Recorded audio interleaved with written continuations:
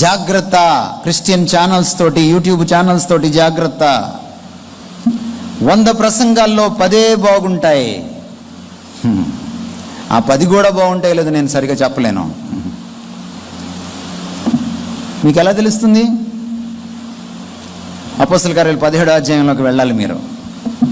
పౌలు బోధిస్తుంటే, పౌలు అంతటి ఉద్దండు బోధిస్తుంటే, నాటి క్రైస్తవులు, బెరయాలోని క్రైస్తవులు ప్రతిదినము లేఖనములు పరిశోధించుచూ వచ్చారు. ప్రతిదినము లేఖనములు పరిశోధించు. లేఖనాలు ఇప్పుడు నేను చెప్పంగానే ఆ అమ్మాయి చదివేస్తుంది. చదవడం కాదు, పరిశోధన చేశారు లేఖనాలని. ఎందుకు పరిశోధన చేశారు? పౌలు చెప్తున్నది అలాగూ ఉన్నదో లేదోనని. నువ్వు టీవీలో వినేటప్పుడు నీకు ఫేవరెట్ స్పీకర్ ఉంటాడు, ఆయన తప్పు చెప్పినా నీకు అర్థం కాదు, ఎందుకంటే నువ్వు ఆల్రెడీ ఫ్యాన్ అయిపోయావు కదా. నువ్వు ఫ్యాన్ అయిపోయిన తర్వాత ఇంకేముంటుంది? ఆయన తప్పు చెప్తే నీకు అర్థం కాదు.